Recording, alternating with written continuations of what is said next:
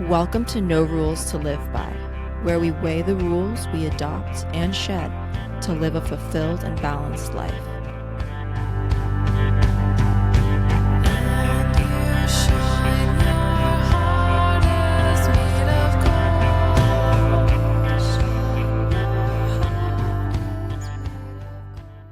Hello, and welcome to No Rules to Live By with Brianna and Alicia. We're really excited to dive into energy healing today, talk a little bit about our background, our mother, our experience, pop culture, and give tools and tips on how to, in little ways, clear the energy around you all the time. Yeah, I love it. And I love this topic because it's everywhere. You know it when it's good, you know it when it's bad.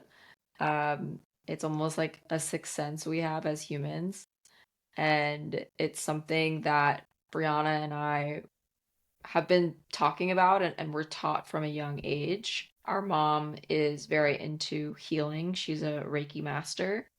And so this is something that we've been working with crystals, sage, prayer, clearing for a long time.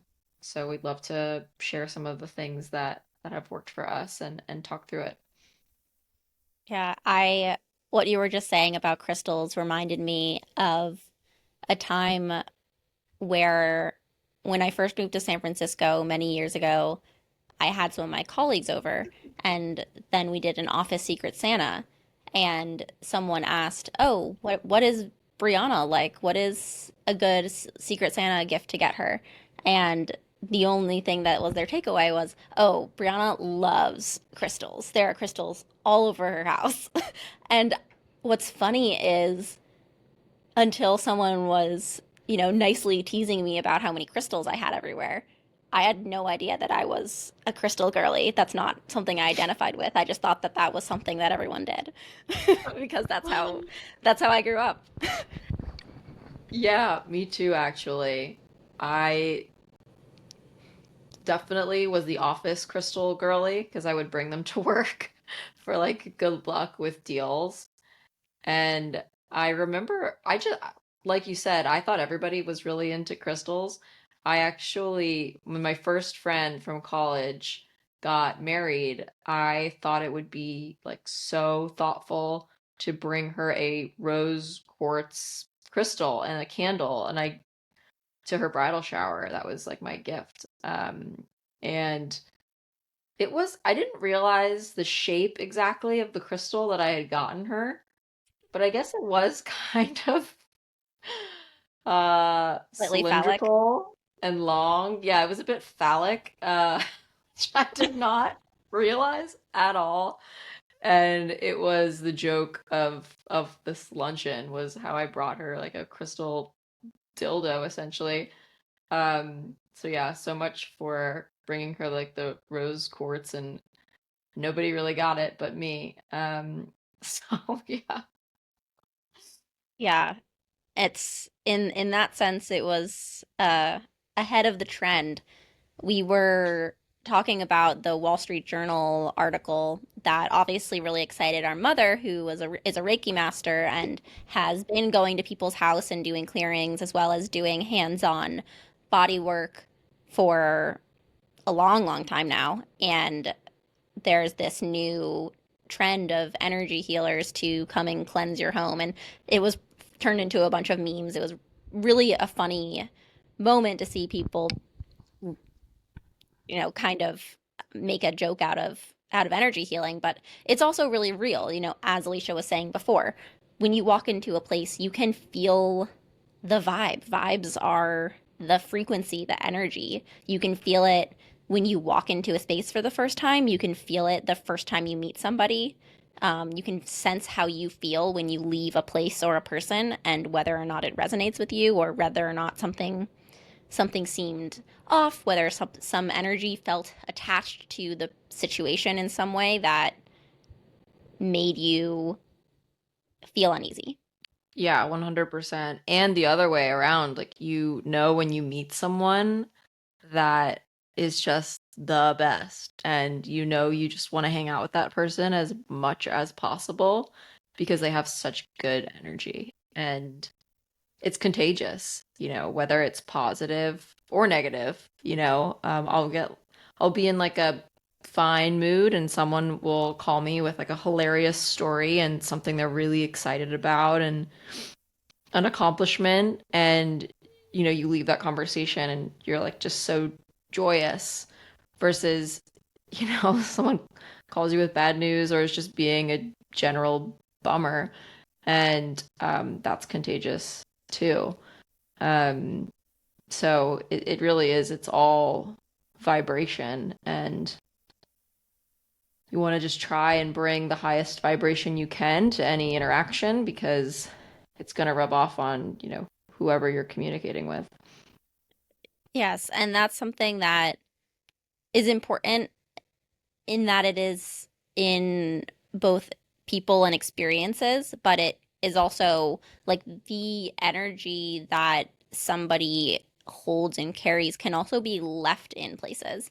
And this is something that my mom taught me when I first moved to that same first apartment, which is probably why I actually had all those crystals there, is because I moved in and there was this really intense energy, and I was picking rooms. I was the first person there, and I was deciding between two rooms, and one of the rooms had just this heavy, like really upsetting energy.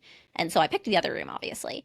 But um, my mom and my brother and I did this whole ritual, burning sage and saying prayers and cleansing every corner of the room and opening all of the windows to release whatever stuck energy was there because it was really heavy. And I remember that being this really powerful thing. And especially because my brother, who is, usually doesn't join our circles and rituals as much as my two sisters do, he was the one who walked in there and he put his back to the wall and he was like, whoa, whoa, whoa, whoa, Wow. this is, and he like ran out of the room. um and that was really interesting to see because it was one of the only times I've actually seen him acknowledge acknowledge energy. And of course, people, it's, to Alicia's point, there is also the same in reverse, where like you can walk into a space and be like, "Oh my gosh, yes, this is amazing. Yeah. Like I feel so welcome. I feel so filled with spirit in a great way." And but it's easier to talk about it in the negative because those are the times where you are feeling it and you acknowledge and you need to figure out a way to work through it. Yeah, 100%. It reminds me of our parents just moved into an 1800s carriage house, and the only person that it had been converted in the 50s into like a single family home, and this woman raised her children there and then lived there till she was like well over 100. And when she passed, the family sold it to my parents. And in terms of good energy, like I feel her when we're there. She's definitely present and it's very positive. I think she's like overjoyed that, you know, mom and dad have fixed her house up so nice and take good care of it. And there's laughter and children like running around. And I can feel the positive energy as well. Absolutely. I've even seen, even in like with furniture, now I feel like people are always buying and selling furniture on Facebook Marketplace. And even if you go antiquing, I mean, especially if you go antiquing, I'm like laughing because I'm remembering mom. Like mom will, she'll find a piece of furniture that she likes, but it won't feel good. And she doesn't want to bring it into her house. And she's Which is bought so fair. antiques and then sold them because they felt icky. And imagine, an antique, how many lives it's seen and absorbed. Um, but yeah, you got to be careful with furniture too. I mean, it's all just, just as humans, furniture, walls. It's all just matter, and matter is the atoms made up of the same energy that we all are. And so it makes sense that at some level things get trapped in there. And the place where when I was a little kid I got afraid and mom would continuously lose me was when she would describe that as like a dark entity was attached to the furniture. Like, this cupboard has a dark spirit living in it. And you know, Terrifying. I was so scared. And I think that that's I think that our mom is one who sees those types of spirits. I'm not, for better or for worse. Probably a good thing because I'm like, it's not that it makes me uncomfortable now as an adult, but as a little kid, it scared me. I was so scared.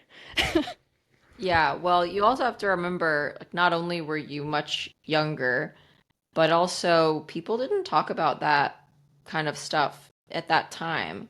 Mom was very ahead of her time, or really just isolated in her spiritual capabilities and, what she felt and saw and how she understood source, spirit, universe, God, whatever you want to call it.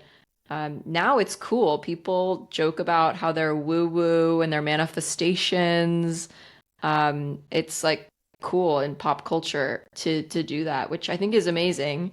But that wasn't her experience, and it really wasn't ours either. I didn't really feel like anyone else kind of got this, and actually until I moved to LA, I lived in Venice, and there was this incredible crystal store there. It's actually now in Santa Monica called the Mystic Journey Bookstore, who I still call and like talk to about tarot readings and such. But that was my first experience running into other people that were super into crystals and healing and energy work. And I think for our parents' generation, it was very taboo. And it's really cool that people are opening up and, talking about it, expressing themselves. Um, Yeah. we've come a And long way.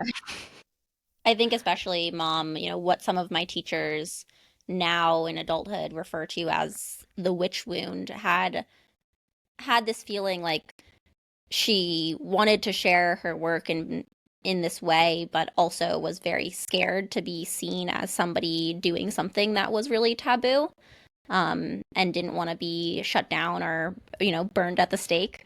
Um, so kind of hid it in a way, and um, as a Reiki master, she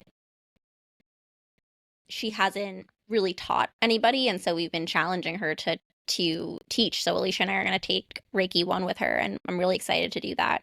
And I do feel like just being raised by her was was in a lot of sense, learning Reiki, but seeing her step in to do it in a more formal way is going to be really exciting, and hopefully she can talk more on here about that, um, later. Yeah, I'm very excited about that course. And I think, like we said a few episodes back about having the audacity, we've both already taken Reiki 1. We've been in the journey, the teachings of life of our mom, but for her to write it down and give it in a formal way and like just having that audacity to claim it, I think is going to be so good for her and so good for us. So I'm really excited about that. And um, and yeah, I think, in terms of some of the things that we do for clearing the energy, Brianna kind of touched on this with her story about her apartment in San Francisco, but um, periodically, like every couple weeks or so, or if I just feel so inclined, I just like open up all the windows in my space, get some natural light in. Um, I have acquired quite a few crystals. They've kind of taken over my house and I love it. But I'll cleanse them. So you can put them in like a dish I'll put salt over them and It just clears any negative energy off of them or any energy that isn't yours. So, especially if you've just like bought a new crystal, that's really helpful. I'll also put them outside on the full moon to charge them. It charges their frequencies and their energies, and you can like feel it the next day. You're like, whoo!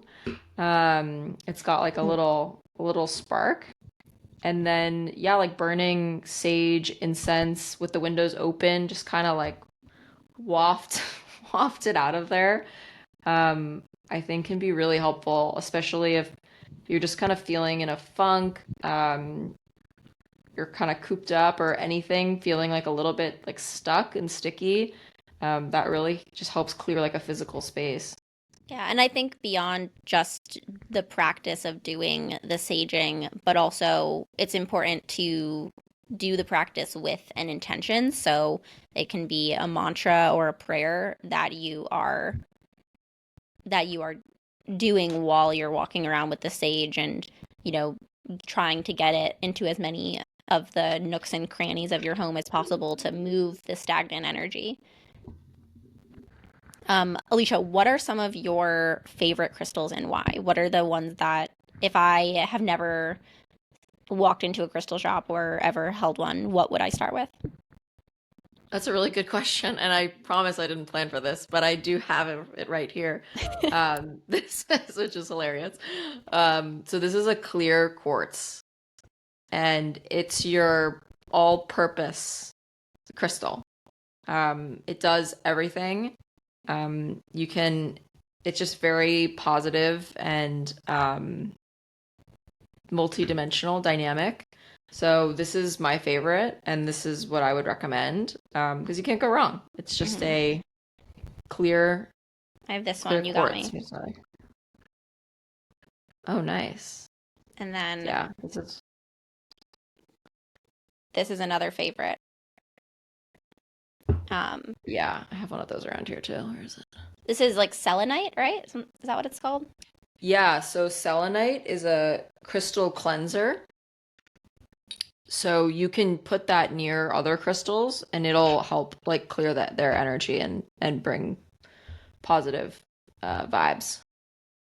I like to just hold it, let it Yeah, soak the any negative vibes out of me.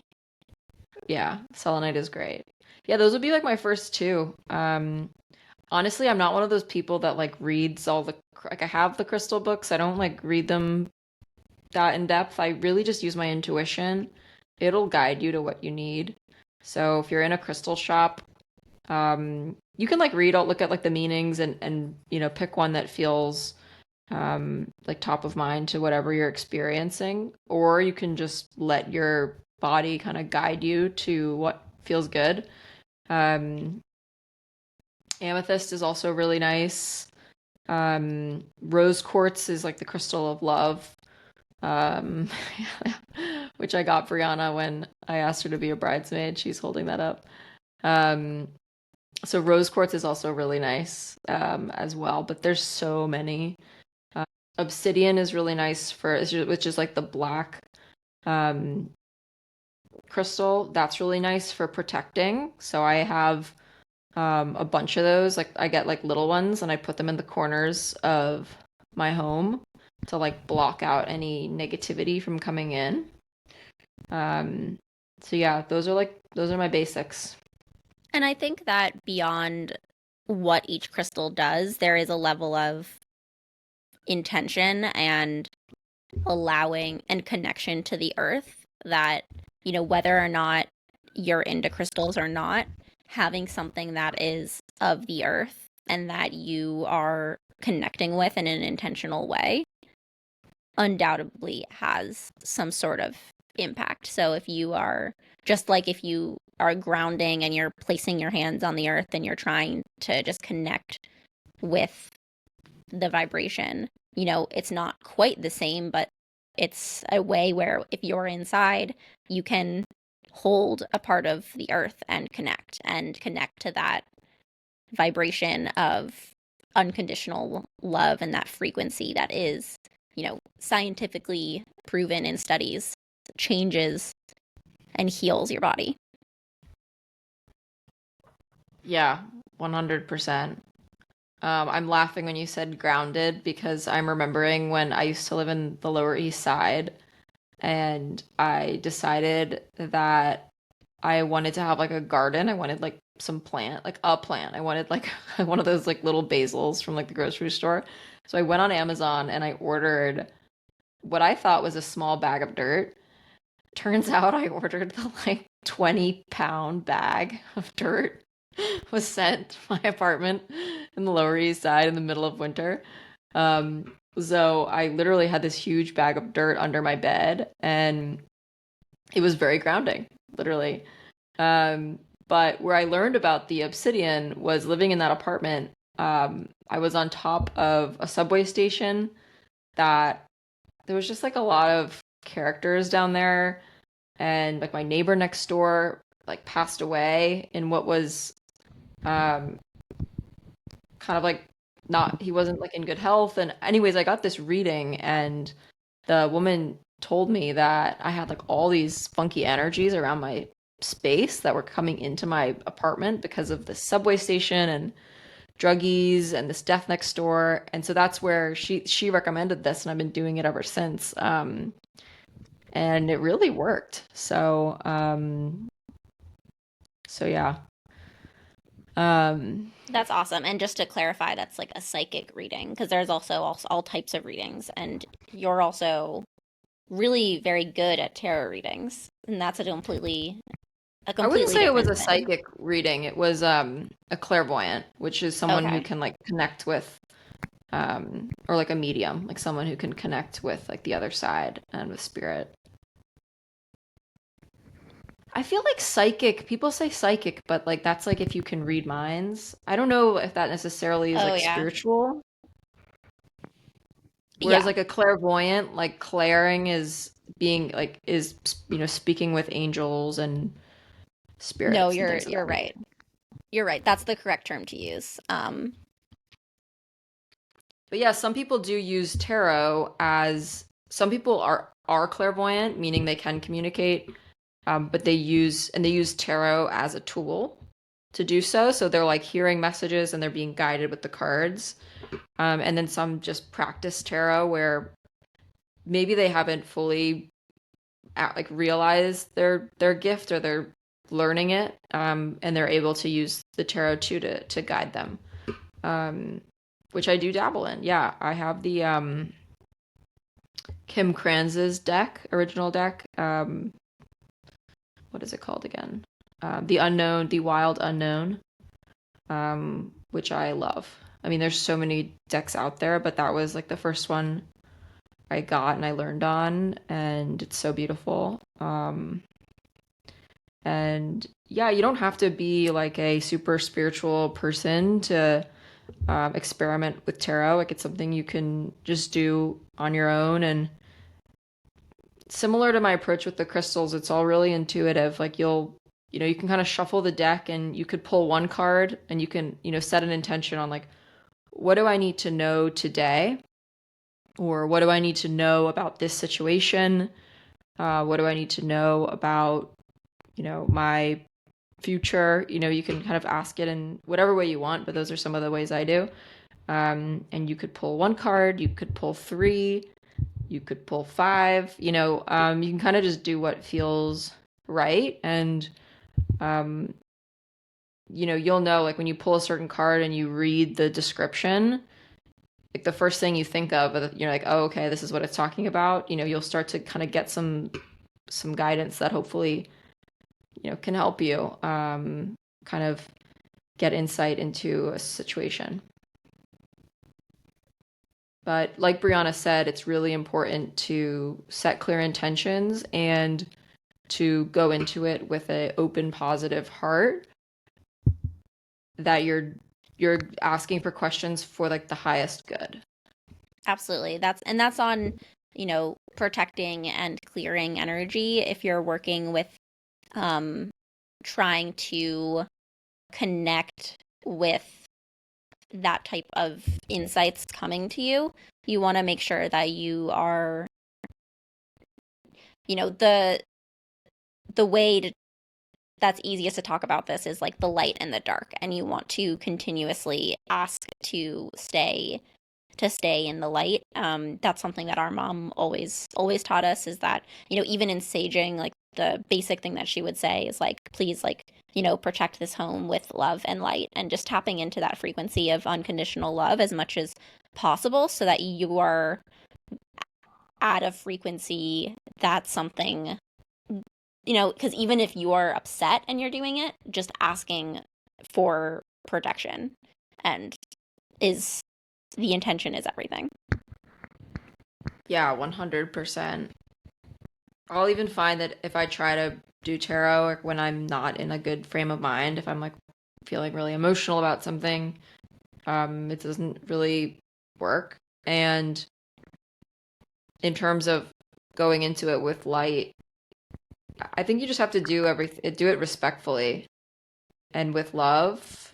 This isn't something to do, like, for example, I remember once I went out in the city with my friend, and we were at a bar in, I forget where, and they were doing tarot at the bar, and we'd like had a few drinks. We thought it would be funny. It was so weird. Like when you've had a few drinks and you're like at a bar and someone's like reading your tarot, it's just like the wrong vibe. They also had that at House of Yes a few years ago too, Mm-hmm. which, like, I think it's a cute, like, I get it. It's kind of like a cute thing, but like, you're not gonna get a good reading like out at a bar having drinks. Like, it should be sacred, and it should be like special, and you should be like focused and grounded and all the things. I also really don't like when people do like like mess with Ouija boards. That's always been something that Yeah. has been. My twin sister Danielle was grounded in middle school for my mom refused to get her a Ouija board, and then she got a piece of cardboard and she made one, and she got in a lot of trouble. Yeah, something about that. It's like one of those I can't describe, but it doesn't sit right. It just feels not the way, you know? It Yeah, shouldn't be like a game that you do on like play dates, it's almost like a form of like prayer. Yeah, it's just like absolutely. I icky. think one thing our mom did that was really interesting is that she never separated any of this spiritual work from religion. Um, yeah, really interesting and also really powerful was that there was never made a distinction. Like we would have Easter and then we would go into the backyard and mom would put out her, mandala mat and set up an altar. And they were all, and it was deeply connected. And she feels that she channels through Mother Mary. And so I think that that's a really interesting point, and maybe, um, you know, and I digress. But I always think that that's something like whatever it is that you connect with, whether that be Lakshmi and Kali, or Mother Mary and Mary Magdalene, or just your ancestors, your grandmothers, your grandfathers, um, or just Mother Earth. Just it's all that vibration of unconditional love that exists and that ties us all together. Yeah, 100%. After studying like all the different religions that I did, and also studying like the theory of religion and like how it came up in the first place, it's all this source of love and light, and many cultures have their own ways of creating ritual and tradition and everything around that, but it's all like being part of a whole and being connected. And I'm like visualizing that tree of life in Avatar, which like sums it up perfectly. I feel like I like wept in those movies. They're so beautiful, but it like really draws it out Oh, you in mean such a the Avatar beautiful the way. movie? Yeah, absolutely. I thought you were talking about Avatar the Last Airbender, which Alicia knows is one of my favorite TV shows of all time. Um, No, and it's similarly like the swamp, if you've ever seen the cartoon, similarly like a kind of like a not a tree of life, but there's this tree and all of the vines connect, and they can see through the vines everywhere in the world. It's all connected and exactly. Yeah, no, I'm thinking of the Avatar, like James Cameron, but I Mhm. know um, there's a lot of that those themes coming from the anime as well, with the different elements of like water, earth, wind, fire. Um, so, anyways, in essence, there's lots of ways that people, to describe this feeling that is tangible and is out there, um, and Absolutely. craves similar energy of high vibration, light, good vibes, however you want to describe it. And even on a psychological level, I think that there's a lot of people that now feel more comfortable talking about how certain people and circumstances affect them, needing to set boundaries. And it's because we can feel it in our bodies. If there is somebody or something or some space that makes us tense up, just being able to check in with ourselves and check in with, where in my body am I feeling clenched, do I hold tension? Similarly to the story you were telling about how our mom in her Reiki work, will notice someone's ajakra being blocked and, kind of guide people through processing that and, doing a visualization of whatever it is that she sees and having them, you know, so if it's, a chain around their ankles, like stepping out of it and having an emotional release, that is something that, you don't have to do spiritual work to access.